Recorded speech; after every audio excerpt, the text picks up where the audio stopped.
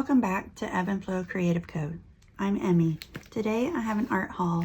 I bought some new art supplies from Blick and I'll be unboxing them and swatching them.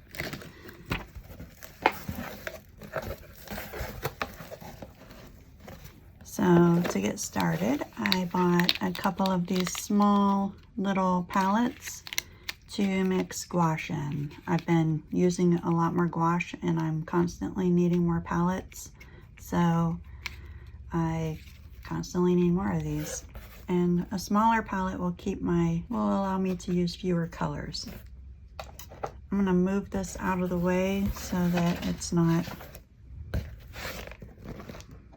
ugly, and share what I bought. I also bought a large tube of white gouache. This is Pebeo and it was pretty inexpensive for this very large tube.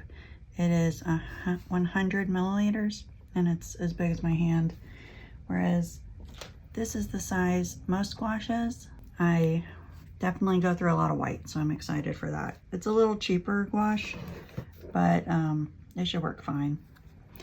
And then I bought some Intaglio ink. I've been wanting to print with using milk cartons, and you need a special kind of ink to use to do it. So I bought this, and it's the Akua brand, and it's in Payne's Gray. Right, next, I bought some Liquitex glazing medium. So I've been working on a painting for a while, and not having glazing medium has been holding me back from finishing it. So I went ahead and got a small bottle. It's all acrylic, and it'll make glazing over it easier. I just want some of the colors to be less intense. So I bought quite a bit of gouache. I've been using a lot of gouache lately, and I have these two colors already. I have the Flame Red and I have the Permanent Yellow Deep, but they're a little bitty and I've been going through them quite fast. So I bought big tubes of these. And then I bought two of them. All of these are Holbein, by the way. Two of them from the special Iridori color palette. This is the Amore Cork Yellow. It's kind of almost like a neon yellow color. And then this is the Pale Patina. And I have a very similar color already, so I'm hoping it's a little bit different, but it's so pretty. I've seen other people use it. And then I bought Primary Cyan, just to use for mixing with these three. I bought printmaking paper. Like I said, I've been wanting to do some printmaking, and I really didn't I have a pack of printmaking paper, but it's student grade, so I wanted something a little bit nicer. I think this is still student grade, but it looks a little thicker, and it's a fun size too. So I'm excited to use that. And then after this, I have some pencils. I'm just gonna cut them open.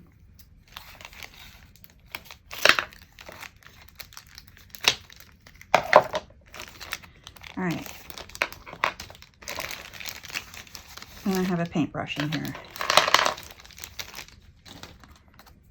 So I've been reaching more and more for larger paintbrushes, and I didn't have a black velvet, a silver black velvet in a larger size. The largest I have is 4, and it's feeling very small, so I got a 6.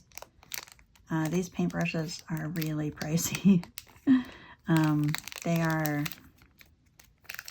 animal hair, I believe, or part animal hair. Let me cut it open.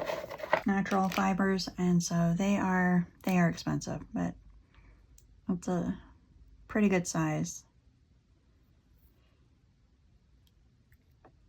I've had my other one for a few years and it's still going strong, so I felt pretty confident in I'm buying them. And watercolor brushes, they don't get ruined the way that acrylic brushes get ruined.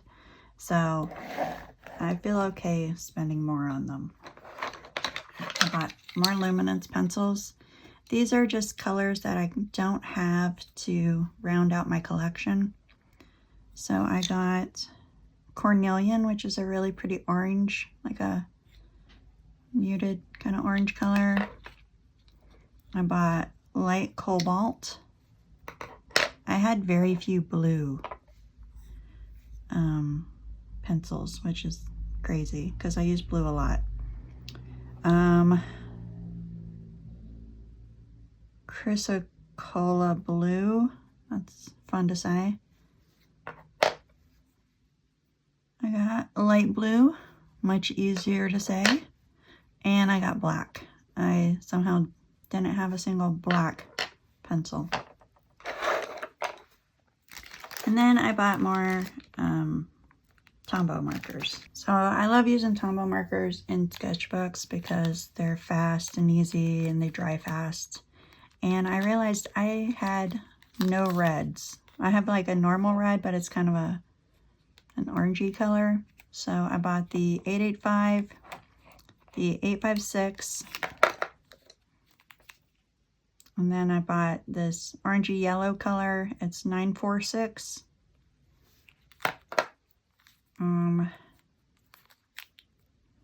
I bought this kind of tan color. It's 990. I didn't have a dark green, so I bought this 249. This looks just like a color I already have, but I looked through them, and unless this is a mistake, which it could be, it's 850 and it's a pale pink color. And then I'm pretty sure this is ultramarine, and it's number 555. I'll be back to swatch these in just a minute. All right, I'm back, and I have my Tombow brush marker swatch sheet. I made this, and I will be listing it in my shop, but I made it mainly so I can see what colors I already have and where am I missing colors. I don't care about having them all. I just want enough in the right color ranges. Like you can see, I have almost no reds, and I have very few neutrals. Okay, so I'll be swatching those on here, and then I'll do it in my sketchbook as well.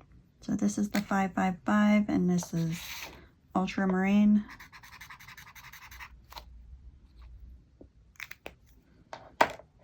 This is 990. It's the color I thought that I already had. No, it's not. It's light sand. And there's sand. Make sure that it's visible. Okay, so 850 is the one that I thought that I had. It's light apricot. And it looks a lot like the pale pink, even from the cap. 856. I was looking for warm reds. So this is poppy red, which I'm glad I bought. And 885 is warm red. Oh, that's nice. Very, very vibrant. And 946 is golden ochre.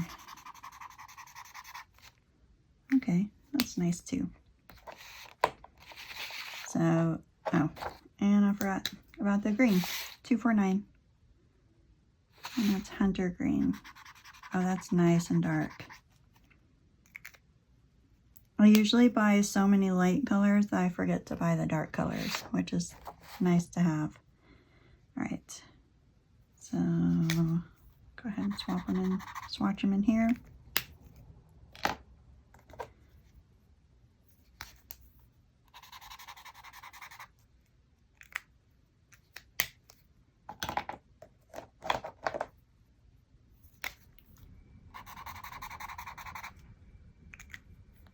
So I made this swatch sheet, and it is it's in numeric order, and I have the number or the names of them according to the Tombow website as well under them. I made a different one, and it was based on the way that Blick had them ordered, but this way is so much easier when it's by number.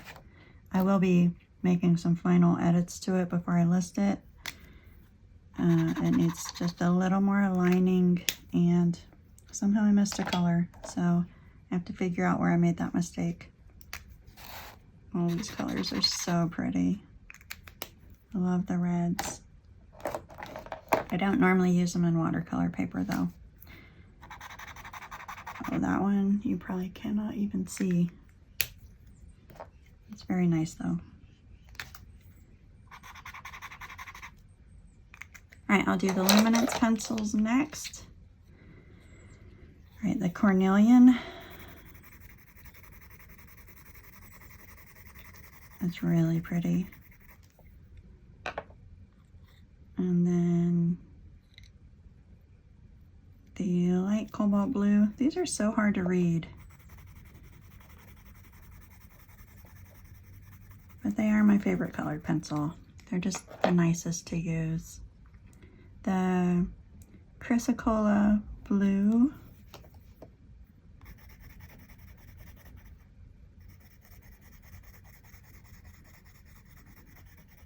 And that's very pretty too.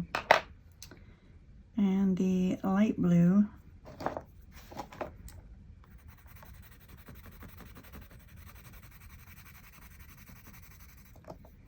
And the black, which I barely left room for, but we all know what black looks like. So, all right, those are so fun. And then I'll be using a new palette for the gouache. And let's see, I need some paper and a paintbrush. So you might be wondering why I'm not using my new paintbrush, and that's because I only use it with watercolor, and I know gouache is still pretty gentle, but you have to work so much harder to get gouache out of a paintbrush, so I prefer using slightly cheaper paintbrushes with gouache. And like I said, the silver black velvet is so expensive that I will be babying them. Like, I think that pencil or that brush was about $18. So it's not the most expensive thing in the world, but it's not a $1 brush either, you know? All right, I already know I like the flame red. I use it all the time. And flame red is one of my favorite colors just because it re-wets so nicely. If you put it in a palette and it dries, it can re-wet so nicely, and I love that. And I have noticed that for the most part, a lot of the Holbein colors re-wet a little nicer than Winsor Newton. Not all of them, but for the most part. All right, this is the Permanent Yellow Deep. And when I made my palette a while back, I put in a lemon yellow, and I don't know why, because I never paint with lemon yellow, except that I had it in another palette and it also re-wet so nicely. And I don't have enough experience with this warm yellow to know if it re-wets nicely. I know that I've been playing with the Winsor Newton Primary Red, and this color, when you water it down, it makes the most beautiful pink I've ever seen. It's almost an opera color, so it's like really vibrant hot pink, but it does not re-wet nicely at all. And then I've been playing with the Primary Blue also, and it is so translucent.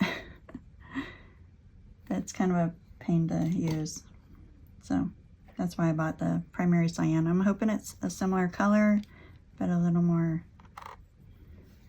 nice to work with. All right, this color is the Amore, and I'm probably saying that wrong, Amore Cork Yellow, and it's a nice kind of bright neon-y color. Oh, and it's so pretty.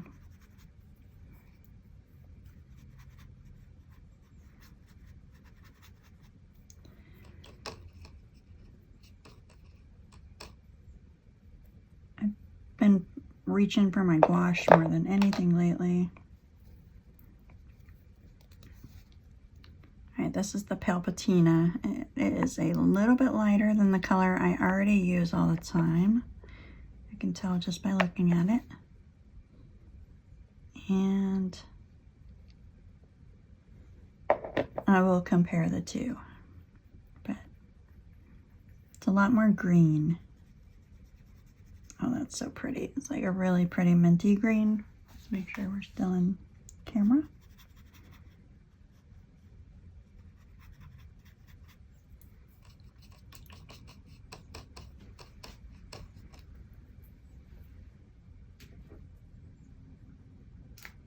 All right, and the one that I normally use is the Holbein turquoise green. I use this little palette, which I love. It does keep it wet, but I do add water constantly. So you can see it's just a little more pale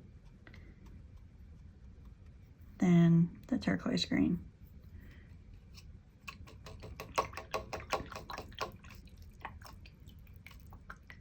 And so I just take it, anytime it's getting too dry, I'll just take it like the white really gets, and I add more water. And this is distilled water, so it doesn't make it a moldy mess.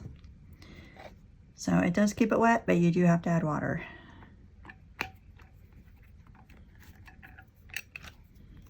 All right. I feel like this video is all over the place, and that's okay. All right, this is the Primary Cyan.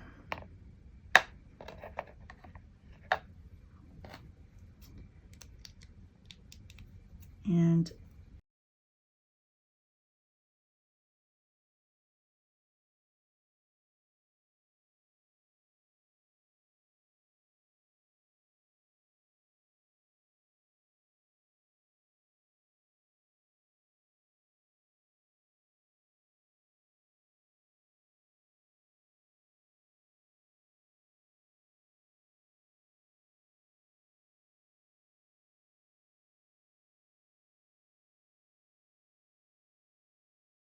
all right, so this one is pretty translucent, but it's a bit of a nicer color. All right, and I'm comparing it to this designer's gouache, the Primary Blue, which it is very similar. But like I said, these don't re-wet the nicest, and I'm hoping that these do. All right, so that is my haul, and I'm looking forward to making lots of art. I am really excited about trying out this giant tube of white gouache because I go through so much of it. And I've used Pebeo for other things, and it is nice. So it is cheap, but it's for mixing, so it's okay. And most of my art is not fine art, it's sketchbook work. All right, thank you so much for watching.